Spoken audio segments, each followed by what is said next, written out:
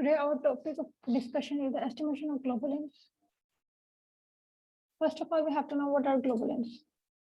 Globulins are actually heterogeneous group of proteins that are present within the blood. These group include blood clotting proteins, complement protein, acute phase protein, immunoglobulin, and lipoprotein. These are produced in the liver and the immune system. Then we have to discuss its type. There are 4 types, that is alpha globulins, alpha 2 globulins, beta globulins, and gamma globulins. What are alpha globulin? Alpha globulin mainly comprises of alpha-1 lipoprotein and alpha-1 antitrypsin, while alpha-2 globulin comprises of alpha-2 macroglobin and haptoglobin. Their main function is to inhibit the enzyme that digests protein, and it also inhibits the 2 compounds that are vital in the clumping. Next, we have to discover what are beta globulins. Beta globulins are produced in the liver, and there are 2 types, beta 1 and beta 2, but mainly it is very uncommon and rare. So beta 1 is mainly present. Beta 1 contains proteins including transferrin, beta 1 lipoprotein, hemopexin, and complement protein like C3, C4, and C5. Transferrin is its major component, and it transfers the non-hemoglobin bound in the iron. Next, we have beta 1 lipoprotein. It demonstrates the migration in capillary electrophoresis. C3 is the second most abundant in the beta fraction. If it is present in increased level, then it causes focal glomerular sclerosis, and if its quantity is decreased, then it causes inflammation disorders and nephritic disorders. Then we have to discuss about the gamma globulins. These are the globulins that are present in and produced in the cells of immune system, that is called the lymphocytes and plasma cells. There are 5 types. Hemoglobin G, that is actually produce antibodies against the bacteria and virus. Hemoglobin E, that involved in allergic responses and protect body against parasites. It also triggers histamine release. Then we have immunoglobulin D. It is found in very small quantity in the blood. Then immunoglobulin A, it is present in the mucous membrane, blood, saliva, tears. It protects the body surface, which is exposed to the foreign substances. Then we have immunoglobulin M. It is the largest antibody that produced against the infection. And it is the first type that is produced against the response of on the response of infection that is caused by foreign antigen. Then we have to know what is the estimation of globulin and how it can be done. First of all, we have to check the globulin level. For globulin level, we have to take a complete LFT or a total globulin test, total protein test. In that test, we have to subtract the albumin from the total protein. The remaining we have is the total globulin level. Then its ratios may also be different. It is which is the ratio of albumin to globulin level, and it is usually present between 1.7 to 2.2 mg per liter. And it's if we discuss if its rate, if it is present in the low level, then it causes malnutrition, congenital immune deficiencies, nephritic syndrome, etc. But if it is present in excess quantities, then it causes acute infection, rheumatoid arthritis, multiple myeloma, hyperimmunization, and etc. Then we have to know the second process which is used for the quantitative analysis, quantitative method for estimation of globulin is the serum protein electrophoresis. That is SPEP.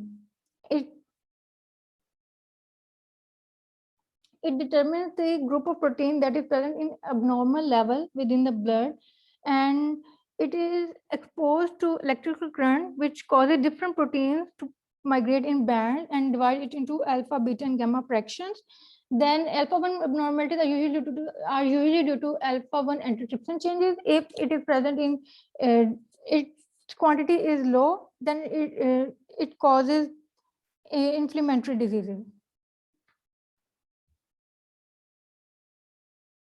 Alpha-2 abnormalities are due to the alpha-2 macroglobin and haptoglobin. And if alpha-2 macroglobin rises, then it causes nephrotic diseases. But if quantity of haptoglobin rises, then it causes stress, inflammation, and tissue necrosis. Beta fraction is mostly consists of transferrin, which is elevated and cause iron deficiency. And then we have gamma fraction. Gamma fraction it is increased. Then if we have to further know, either it is increased in a narrow spike like, or it is increased as a broader base. If it increases as a narrow spike, then we have the chances of multiple myeloma, which is a type of cancer. Then immunoelectrophoresis or immunofixation electrophoresis. This is actually done when we have done SPEP and we have found the elevated levels of gamma globulin. For further find the nature of its abnormality, we have to fulfill this process. And in this process, we have identified the type of gamma globulin and mostly used for myeloma diagnosis. Then we have to know what are the estimation methods which are used.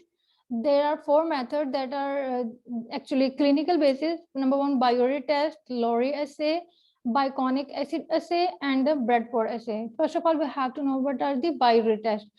The Biuret test is used for the quantitative determination of high protein concentration present in the serum. In this test, mostly it is used in the clinical chemistry, and it didn't give reactions with the amino acid and dipeptide, and it forms a complex compound like this. A complex compound which in this complex compound, copper atom is bound to the nitrogen atom of a peptide chain by the coordinate bond. Then we have the Lowry assay. In this assay, we determine the total level of protein present in the solution. And the Lowry method is based on the reaction of copper produced by the oxidation of peptide bond with Folin Calcio reagent. And this is a very fast reaction, but tyrosine and tryptophan gave biased reactions when we have to perform this experiment. Then next, we have biconic acid assay. In this method, this is actually a highly sensitive colorimetric method, and it is compatible with the detergent solubilized protein solutions. In this method, we have determined the amount of protein present in a solution and can be quantified by the measuring absorption spectra with the spectrometer, and it's we can know its concentrations. In this method, there are 2 steps takes place. In first 2 reactions takes place. First reaction, copper is reduced. In the next step, the reduced copper is reacts with the 2 molecules of biconic acid and form a purple color that absorbs the wavelength of approximately 562 nanometer.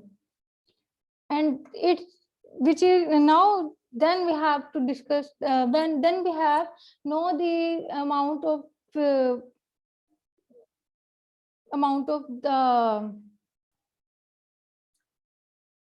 globulin present, and we have to compare it with the spectra solution, and we know the concentrations. Then we have know the Bradford assay. In this method, we measure the concentration of protein by adding the Comessi dye under the acidic conditions. When protein binds with Comessi dye, sample changes its color from brown to blue, and the level of blue can then be measured using a spectrophotometer, and to determine the concentration, to determine how much protein is present in the sample. Now, these are the 4 methods which we have covered. Now, thanks.